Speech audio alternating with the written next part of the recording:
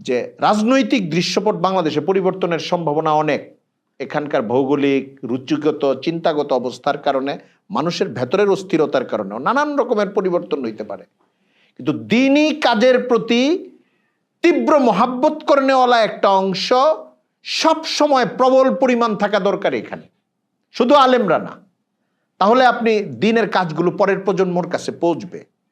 এটা স্কুলে থাকতে হবে, কলেজে থাকতে হবে, ইউনিভার্সিটিতে থাকতে হবে, ব্যবসায়ীদের মধ্যে থাকতে হবে, আর্মির মধ্যে থাকতে হবে, পুলিশের মধ্যে থাকতে হবে, আইনজীবীদের মধ্যে থাকতে হবে, ব্যাপকভাবে থাকতে হবে। এটা কিভাবে থাকবে? একটা হচ্ছে দিনের দাওয়াতের মাধ্যমে, দাওয়াত ও তাবলীগের মাধ্যমে। অনেকের ছেলে মাদ্রাসায় আসছে।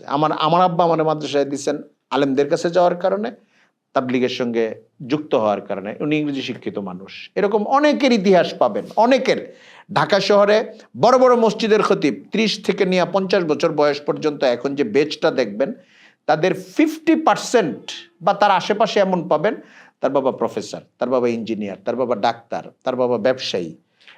তাবলীগ অথবা কোনো একজন বড় বুজুর্গের সোহবতের মাধ্যমে মুতাআসসির হয়ে সন্তানকে হাফেজ আলেম হওয়ার জন্য মাদ্রাসায় দিয়ে দিচ্ছেন, চোখ বন্ধ করে দিচ্ছেন। তখন এই চিন্তাটা করেন নাই যে আমার ছেলে পরে কি করবে, ওই চিন্তাটা উনি স্টপ করেই করছেন। তখন আরো প্রতিকূলতা ছিল, তীব্র মহাব্বত ছিল তাদের ভেতরে। এখন প্রতিকূলতার পরিমাণ একটু কমেছে, কিন্তু একদম কমে নাই। বাংলাদেশে এটা সহজে কমবেও না। কমবে না কেন?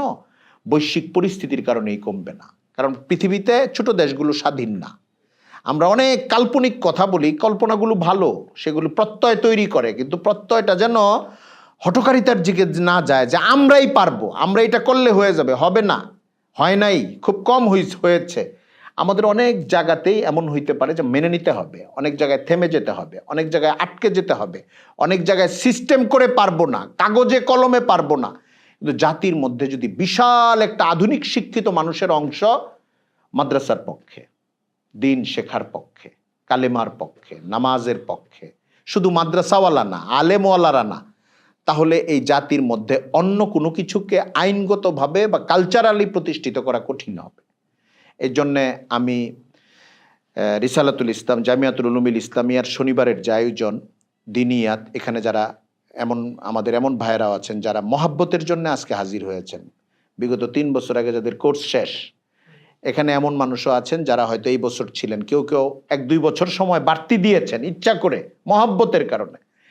সবার প্রতি মুবারকবাদ জানাই। সামনে যখন দর্শ শুরু হবে, আবার পরিচিত মানুষজনের মধ্যে একটু ক্যাম্পেইন করা, যেন দিনী দাওয়াতের এই কাজটা, তালিমের এই কাজটা সচল থাকে। এটা একটা আন্দোলন, এবং এটা একটা জান্নাতি আন্দোলন, জান্নাতের পথে ধাবমান মানুষের আন্দোলন, আবার সমাজকে দিনের উপরে রক্ষা করারও আন্দোলন। দুইটাই। এটার পার্থিব দিনই দিক আছে, এটার আখেরাতের দিনই দিক আছে। দুইটা দিকই এটার মধ্যে আছে।